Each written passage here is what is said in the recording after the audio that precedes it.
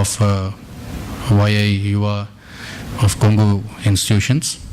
I also welcome other YI members and Mahesh, Shakti Vignesh and Madan of YI. The main agenda for today, like post the Yuva launch, is visioning for India. This is today being the birth anniversary of Dr. Abdul Kalam. We at YI thought that we need to ensure that young Indians have a vision, because that is what Dr. Abdul Kalam has reiterated. Rather than he going to the corporates and speaking about it, he thought that the younger generation is what really needs to have a vision for themselves and vision for the country. In this regard, I just read out a mail that was sent to us by our past national chair, Shankar Vanavarayar, because I think interpreting that in any other way would really dilute the essence that he is trying to convey. So I just take this opportunity to read out why we are doing this. And so in India has an incredible past with its impact on the world through aspects of knowledge and wisdom, much more.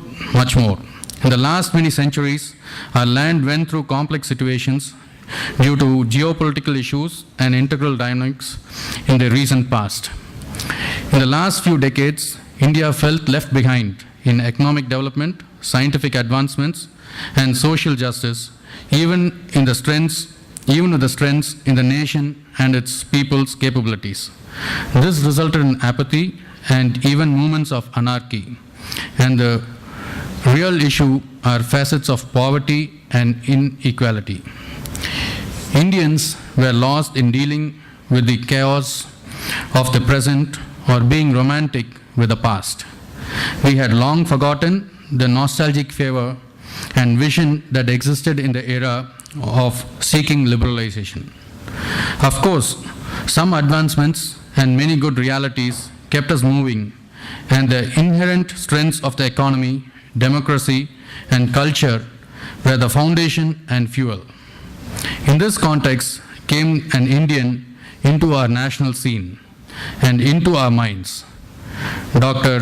APJ Abdul Kalam, a man from humble beginnings, simple and spiritual, yet with an extraordinary scientific temperament, passionate and progressive, but also purposeful with outcomes, rooted and cultured, yet neutral, and suddenly India had a leader, a vision, and most importantly, the aspiration to dream for tomorrow. I urge you to think about the words dream and vision in the nation's context prior and post Dr. Abdul Kalam's emergence. Of course, there were illustrious planners and intelligent thinkers who were doing very credible and highly quality work and visioning. But Dr. Kalam took a lot of these ideas, concepts, and theories, and with adequate thought and deliberation, made them into plans and project ideas. The age of the citizen participating in imagining for India was born. Most importantly, Dr. Kalam took imagining, visioning, and dreaming for India to a new high. He took it to the future of India, to the children of India. The last 2 decades of this great Indian was spent in engaging and encouraging thousands and millions of children to aspire for India. This he did in a time when aspiration had become from a collective concept of family, society, and nation to thinking very individualistic. Dreaming for India was suddenly the hot topic, and India 2020 gave us a date and a plan. I am sure the project and plan was not total or complete, but it laid out a manifesto in front of the citizens without caste, religion, status, or regional limitations. Dr. Kalam also came with the professional credibility, personal integrity, and intellectual capacity, and powered with an indomitable spirit for transforming India. The extraordinary aspect of the man was the ability to rise beyond identities of religion, region, language, lack of political experience, unable to speak even Hindi, and most importantly, did not have a group, sect, lobby, or majority backing him for anything. In ways, he was a man, the mission, and the missionary. His strength gave him his amazing sense of neutrality and ability to work anyone or group with progressive thoughts. His life was a message to prove that determination and passion can move not only mountains but also move nations. Dr. Kalam died standing for India, literally. There was outpour of emotions and surge in nationalism that has never seen before for a man or a woman in India in the recent times. That too, without any prompting or promotion. To me, the loss of life was the harsh but the loss of an ideal living example was harder. To be honest, I was insecure as the one lone man standing tall as a testimony of a true and good Indian had fallen. Soon my sense fell back in place and realized that Dr. Kalam had ignited millions of us, and there is a particle of Kalam in each one of us. If we let the vision and the visionary into the past and glorify him as a wonder that happened in India, I am sure his tireless soul will have a moment of regret. Let us not make another great Indian into a Mahatma, to enshrine him and to celebrate them with symbolism. As we need the vision and works of the Mahatmas in life, action and practice, and not just celebrating ideas. India needs today not one, not 100, but thousands of Kalams. Our potential is enormous at this moment, and we for sure have an opportunity to rise among the nations and economies of the world. But sadly, in reality, what is holding us is no more the empires of the West or the lack of any resources. We Indians are holding India back. Visioning for India, the commemoration lectures that will happen from today in honor of the great Bharat Ratna's birth anniversary in about 35 chapters of young Indians across India is an opportunity for thousands of young Indians across the nation to connect to the great life that was Dr. Kalam and take a pledge for visioning, dreaming, and imagining a new India. Fellow young Indians, I invite you to remember, revere, and relate to the life and work of Dr. Abdul Kalam. I ask you to spend today attending lectures, reading his writings, and spending time to cast and craft your role in nation building. Dr. Kalam has left with millions of us his vision and work, and we must ignite the Kalam within us and take us and awake and arise for India. Jai Hind. Thank you. Now I request Mr. D. Shanmugasundaram to present the Ponnadai for Mr. T. Stalin Gunasekharan.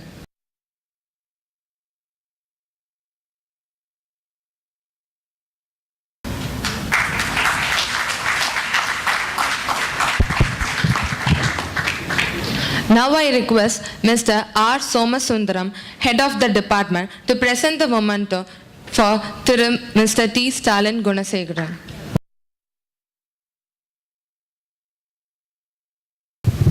Try not to become a man of success, but rather try to become a man of value.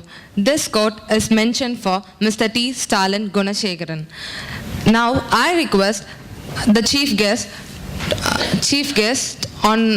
to give a speech on visioning for India. Young Indians சார்பில் நடைபெறுகிற அர்த்தமுள்ள இந்த நல்ல நிகழ்ச்சியில்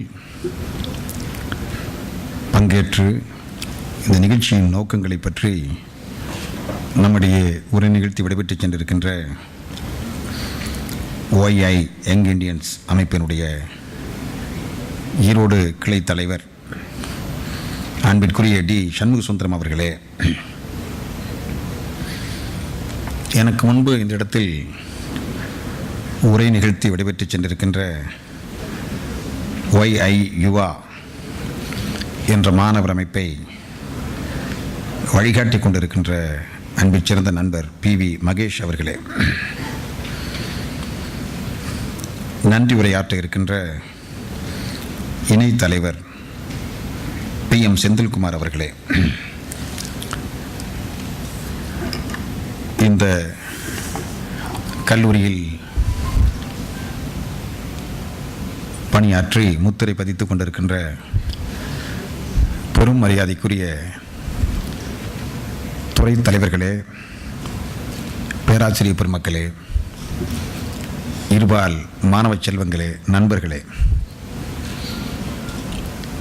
OII என்ற அந்த பேரமைப்பின் இதர பொறுப்பாளர்களே,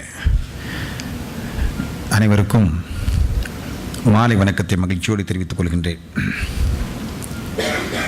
உள்ளபடியே இந்த நாள் ஒரு இனிய நாள் தான். ஆனால் இன்று காலையிலே இருந்து தொடர்ந்து ஏற்கனவே நிகழ்ச்சிக்கு தேதி கொடுத்து விட்டோம் என்ற ஒரு காரணத்தால் மக்கள் சிந்தனை பேரவையின் சார்பில் இன்று மாலை சரியாக 5 மணிக்கு ஈரோடு கொங்கு கலையரங்கில் தொடங்க இருக்கின்ற மேதகு முன்னாள் குடியரசுத் தலைவர் APJ அப்துல் கலாம் அவர்களது பிறந்தநாள் விழா. அந்த ஏற்பாடுகள் எல்லாம் ஏராளமான ஏற்பாடுகள் இருந்த போதிலும் அங்கு நான் இருந்தே தீர வேண்டிய ஒரு நிர்பந்தம் அவசியம் இருந்த போதிலும் இந்த நாளில் நான் ஏற்கனவே கொடுத்த தேதியை, ஏற்கனவே கொடுத்த அந்த நிகழ்வுக்கான இசைவை நான் பூர்த்தி செய்துவிட வேண்டும் என்ற நோக்கத்தால் இன்று காலையில் இருந்து சுற்றுப்பயணமாகத்தான் இருக்கிறேன். நிகழ்ச்சி நடக்கக்கூடிய இடத்தில் இன்று இவ்வாறு ஒரு நாள் முழுக்க ஒதுக்கிவிட்டோமே என்ற அடிப்படையில் நேற்று முன்தினம் இன்று செய்யப்பட வேண்டிய வேலைகளை எல்லாம் செய்து முடிக்க முயற்சி செய்தோம். இருந்தாலும் இன்று காலை வண்ணாரியம்மன் கல்லூரியில் இதே போன்ற ஒரு நிகழ்வு, அதற்கு பிறகு கோபிச்செட்டிப்பாளையத்தில் ஒரு நிகழ்வு, இந்த 2 நிகழ்ச்சிகளிலும் பங்கேற்றுவிட்டு இப்போது இங்கு வந்திருக்கிறேன். இடையில் கூட கொங்கு கலையரங்கத்திற்கு சென்று பார்த்துவிட்டு கூட இங்கு வர முடியாத அளவுக்கு ஒரு சூழல் இருக்கிறது. இன்று மாலை அப்துல் கலாம் அவர்களது பிறந்த நாளை ஏதோ சடங்குபூர்வமான ஒரு நாளாக அது கொண்டாடிவிடக்கூடாது, ஏதோ ஒரு தனி மனிதனை பற்றி பேசுகிற ஒரு நாளாக அது இருந்துவிடக்கூடாது. எந்த ஒரு சிறு கூட்டமாக இருந்தாலும் அந்த கூட்டத்திற்கு ஒரு விளைவு இருக்க வேண்டும். கூட்டம் சிறிதாக இருக்கலாம், ஆனால் கட்டாயம் ஒரு கடுகளவாவது விளைவு இருக்க வேண்டும். 70 ஆண்டு கால சுதந்திரத்திற்கு பிறகும் இன்றும் ஒரு வினாடி கூட வீணாக்குவதற்கு வாய்ப்பில்லை. ஆகவே அப்துல் கலாம் அவர்களது பிறந்த நாளை OII என்று சொல்லக்கூடிய நம்ம இந்த பேரமைப்பு இந்த நிகழ்ச்சிக்கு வருமாறு என்னை அன்பாக அதன் தலைவர் டி சண்முகசுந்தரம் அவர்கள் கேட்டுக்கொண்ட போது நான் அவ்வாறு தேதிக்கு இசைவு தெரிவித்த பிறகுதான் ஏற்கனவே நாங்கள் கேட்டுக்கொண்டிருந்த சிறப்பு விருந்தினர் எங்களுக்கு இசைவு தெரிவித்தார். நல்ல வேளை அவர் ஒரு நாளைக்கு முன்பு எனக்கு இசைவு தெரிவித்திருந்தால் இந்த நிகழ்ச்சிக்கு என்னால் இசைவு தெரிவித்திருக்க இயலாது. அந்த நிகழ்ச்சி இன்று மாலை நடக்கக்கூடிய நிகழ்ச்சியிலே தமிழ்நாடு முழுக்க 100 இளம் அறிவியலாளர்கள் தேர்வு செய்து அந்த அறிவியலாளர்கள் இன்று மேடையிலே இளம் அறிவியலாளர் என்று அங்கீகரிக்கப்படத்தக்க அளவிலே ஒரு பாராட்டு மடலை வழங்குகிறோம். இந்த அறிவியலாளரை கண்டுபிடிப்பதற்குள் எவ்வளவு பிரச்சனை, என்று இந்த ஒரு வாரம் 10 நாட்களாக அதை நாங்கள் புரிந்து கொள்கிறோம். அறிவியல் துறையில் நாம் இன்னும் ஆழமாக தடம் பதிக்க வேண்டியது இருக்கிறது. மரியாதைக்குரிய மேதகு முன்னாள் குடியரசுத் தலைவர் அப்துல் கலாம் அவர்கள் அறிவியல் குறித்த ஒரு பேர் எழுச்சியை இளைஞர்கள் மத்தியிலே உருவாக்கி சென்றிருக்கிறார்கள். ஆகவே அவர் பிறந்த நாளில் அறிவியலில் ஆர்வத்தோடும் ஈடுபாட்டோடும் இடையறாமல் செயல்பட்டு சின்ன சின்ன கண்டுபிடிப்பையாவது அது சம்பந்தப்பட்ட ஈடுபாட்டோடு அவர்கள் செயல்பட்டு கண்டுபிடித்திருப்பார்களே, ஆனால் அவர்களை எல்லாம் ஊக்கப்படுத்தி எதிர்காலத்தில் அவர்கள் அறிவியலாளர்களாக, விஞ்ஞானிகளாக, அறிவியல் மேதைகளாக உருவாவதற்கான ஒரு அடித்தளமிட வேண்டும் என்ற நோக்கத்தில் தான் அவ்வாறு செய்தோம். அதற்கென்று தனியான ஒரு குழுவை ஏற்பாடு செய்தோம், வல்லுநர் குழு. இது தொடர்பான முறையிலே பேராசிரியர் பெருமக்கள் ஒரு 5 பேரை வல்லுநர் குழு ஏற்பாடு செய்து அதற்கான முறையிலே வந்திருக்கின்ற விண்ணப்பங்கள் அனைத்தையும் அவர்களிடத்திலே கொடுத்து அந்த விண்ணப்பங்களில் இருந்து 100 பேரை தேர்வு செய்திருக்கிறோம். உள்ளபடியே அதை கொஞ்சம் ஆழமாக இந்த ஒரு வாரம் 10 நாட்களாக சென்று பார்க்கிற போது நம்முடைய மாணவர்களுக்கு, நம்முடைய இளைஞர்களுக்கு எவ்வளவு உற்சாகம், ஆர்வம், ஈடுபாடு இருக்கிறது என்பது திட்ட தெளிவாக தெரிகிறது.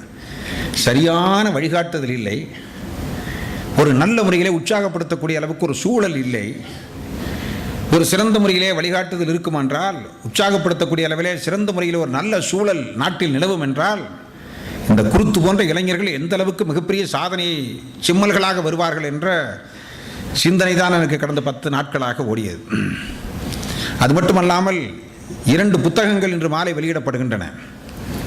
ஒன்று, ஈரோடு புத்தக திருவிழாவில் அவர் 2 முறை மேதகு அப்துல் கலாம் அவர்கள் பங்கேற்றிருக்கிறார்கள். 2009ஆம் ஆண்டு ஈரோடு புத்தக திருவிழாவின் நிறைவு விழாவில் 12 நாட்கள் நடைபெறுகிறது. ஒவ்வொரு ஆண்டும் ஆகஸ்ட் மாதம் நடைபெறுகிறது. அது நிறைவு நாள், 12வது நாள். அந்த நிகழ்ச்சியில் தான் ஒரு நிறைவு விழா பேருரை நிகழ்த்தினார். அதேபோல் 2014 சென்ற ஆண்டு இதே வஉசி பூங்காவில் ஈரோடு புத்தக திருவிழாவின் நிறைவு விழாவில் 2வது முறையாக பங்கேற்று ஒரு மிகச்சிறந்த உரை நிகழ்த்தினார். இந்த 2 உரைகளும் வித்தியாசமான உரைகள். அடிப்படையில் இந்த 2 உரைகளும் புத்தகம் சார்ந்த, அறிவு சார்ந்த, சிந்தனை சார்ந்த, வாசிப்பு சார்ந்த உரையாக இருந்தாலும் நாட்டின் பல பிரச்சனைகளை பற்றி அலசி ஆராய்கின்ற ஒரு உரையாக அது இயல்பாக அமைந்து விட்டது. அதற்கு மிக முக்கியமான ஒரு காரணம், ஈரோடு புத்தக திருவிழா இந்த நிகழ்ச்சியை அவர்கள் ஒரு நாட்டுப்பற்றோடும், சமூக சிந்தனையோடும், சமூக உணர்வோடும் அவர்கள் நடத்துகிறார்கள். தமிழ்நாடு பூராவிலும் இருந்து வாசக பெருமக்கள், படைப்பாளிகள், படிப்பாளிகள், சிந்தனையாளர்கள், அறிவாளிகள் வருகிறார்கள். குறிப்பாக இளைஞர்கள், மாணவர்கள் பங்கேற்கிறார்கள். அவர்களுக்கு மிகச்சிறந்த செய்திகளை சொல்ல வேண்டும் என்று சிலை போல் செதுக்கப்பட்ட அற்புதமான உரைகள். ஆகவே அந்த உரைகள் காற்றோடு கலந்துவிடக்கூடாது, வீணாகிவிடக்கூடாது என்பதற்காக ஒரு சொல் கூட விடாமல் அதை அப்படியே எழுத்துப்பூர்வமாக பதிவு செய்து அதை புத்தகமாக்கி இருக்கிறோம். அதுதான் அப்துல் கலாம் உரைகள் என்ற புத்தகம். இன்னொன்று, 2 ஆண்டுகளாக ஈரோடு மாநகரத்திற்கு வந்தபோது நடந்த நிகழ்வுகள், ஒரு மிகச்சிறந்த நிகழ்ச்சியெல்லாம் நடைபெற்றது. உதாரணத்திற்கு ஒன்று சொல்ல வேண்டும் என்றால், 2009ஆம் ஆண்டு மேடையிலே இருந்து அவர் கீழே வருகிறார். 1 லட்சம் மக்கள் திரண்டிருந்தார்கள். அதில் பாதிக்கும் மேற்பட்டவர்கள் பள்ளி, கல்லூரி மாணவர்கள். அதிலே அவர் கீழே இறங்குகிற போது ஒட்டுமொத்தமாக ஒரு உணர்ச்சி கடலாகவே மாறியிருந்தது. ஏனென்றால் அந்த உரையும் அவ்வளவு எழுச்சி ஏற்படுத்தி இருந்தது. ஆர்வமான முறையிலே மக்களும் அதை கேட்டுக்கொண்டிருந்தார்கள். ஆயிரக்கணக்கான காவல்துறை அதிகாரிகளும் காவலர்களும் வந்து பாதுகாத்தார்கள். கடைசியில் ஒரு பெரிய பாதுகாப்பு வலயம். அவர் மேடையில் இருந்து கீழே இறங்குகிறார், காருக்கு செல்ல வேண்டும். அவ்வாறு காருக்கு அப்படியே பாதுகாப்பு வலயத்தோடு ஆயுதம் தாங்கிய காவல்துறை அதிகாரிகள் அழைத்து செல்கிறார். அதில் காவல்துறை உயர்மட்ட அதிகாரிகள் எஸ்பி, டிஐஜி வரைக்கும் உண்டு. ஆனால் இந்த வலயத்தையெல்லாம் தாண்டி ஏதோ ஒரு வில்லில் இருந்து புறப்பட்டு வருகிற அம்பை போல கண்ணிமைக்கும் நேரத்தில் ஒரு 7ஆம் வகுப்பு படிக்கக்கூடிய ஒரு இளம் பெண், ஒரு மாணவி, எப்படியோ தெரியவில்லை, சிட்டுக்குருவியை போல எட்டி குதித்து ஓடி வந்து கலாம் அருகிலே வந்து நின்றார். கண் இமைக்கும் நேரத்தில் அது நடந்தது. நானும் பக்கத்திலேயே இருந்தேன். நான் என்னவோ ஏதோ என்ன நடக்கப் போகிறதோ தெரியவில்லை, ஒரு சதி நடந்து விட்டது போல் தெரிகிறது. இந்த மாதிரி ஒரு சந்தர்ப்பத்திற்காக யாரோ எதிர்பார்த்து இப்படி வந்தது போல் தெரிகிறது என்று அங்கிருந்த காவல்துறை அதிகாரிகளும் அதிர்ந்து போய்விட்டார்கள். நாங்களும் வருத்தப்பட்டோம். ஆனால் அந்த குழந்தை, அந்த பள்ளி மாணவி தேம்பி கலாம் அவர்கள் முன்னாலே பக்கத்தில் ஒரு 2 அடி வித்தியாசத்திலே வந்து நின்று அழுகிறார். தோலை தட்டி கொடுத்து என்ன அழுகிறாய் என்று கேட்கிறார். காவல்துறை அப்படியே தூக்கி கொண்டு போவதற்கு தயாராக இருக்கிறது. ஏனென்றால் அது ராஜீவ்காந்தி அனுபவம் எல்லாம் இருக்கிறது அல்லவா.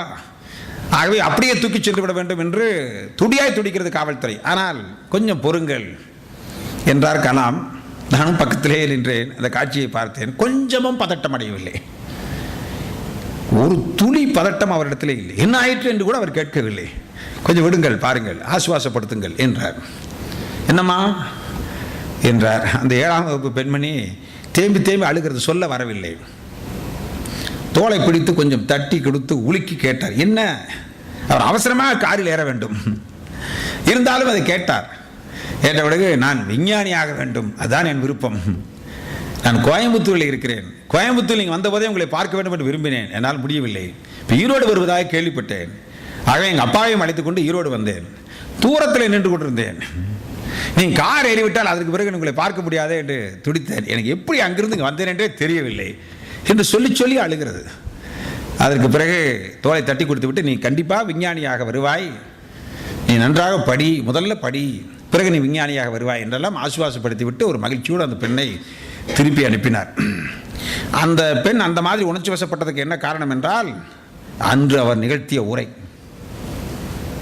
அந்த கூட்டத்தில் காணப்பட்ட எழுச்சி. நீண்ட காலமாக ஒரு கனவை போல கலாமை காண வேண்டும், பக்கத்திலே இருந்து பார்க்க வேண்டும் என்று அந்த குழந்தையின் ஆசை. கனவு காணுங்கள், கனவு காணுங்கள் என்று சொல்லக்கூடிய அந்த கனவு நாயகனை காண்பதே ஒரு கனவு என்பது போல அத்தனை அம்சங்களும் சேர்ந்து அந்த பெண் அந்த குழந்தையை, அந்த குழந்தைக்கே தெரியாமல், இனம் தெரியாமல் கொண்டு வந்து சேர்த்து விட்டது. இந்த செய்தியெல்லாம், இது மாதிரி சுவையான சின்ன சின்ன செய்திகளை எல்லாம் உள்ளடக்கி வரலாறாகிவிட்ட வருகை என்ற இன்னொரு தலைப்பில் இன்னொரு புத்தகத்தை கொண்டு வந்திருக்கிறோம். இந்த அப்துல் கலாம் உரைகள், வரலாறாகிவிட்ட வருகை என்று சொல்லக்கூடிய 2 புத்தகங்களும் இன்று மாலை வெளியிடப்படுகின்றன. அது மட்டுமல்லாமல் இன்று ஒரு உறுதியேற்பு நிகழ்ச்சி. அந்த உறுதியேற்பு நிகழ்ச்சியிலே ஏறத்தாழ ஒரு 5000த்திற்கு மேற்பட்டவர்கள் வருவார்கள் என்றால், அத்தனை பேருக்கு துண்டறிக்கை கீழே கொடுத்து, நாம் எந்த அடிப்படையிலே கலாம் அவர்களை நாம் ஏற்கிறோம், எதற்காக என்றால் ஒரு தனி மனிதன் என்பதற்காக அல்ல, அவர் என்னென்ன கொள்கையை அடிப்படையாக வைத்திருந்தார். இந்திய நாட்டில் கல்வி அறிவில்லாதவர்கள் ஒருவர் கூட இருக்கக்கூடாது. ஏனென்றால் இந்த நாடு பாரம்பரியமிக்க நாடு. நம் நாட்டின் பாரம்பரியம் எத்தனை நாடுகளுக்கு இருக்கிறது நீங்கள் யோசித்து பாருங்கள். அமெரிக்க தேசத்திற்கு 500 ஆண்டு கால வரலாறு கூட கிடையாது. ஆனால் உலகமே இன்று அமெரிக்காவை தானே எதற்கெடுத்தாலும் உதாரணம் காட்டுகிறது.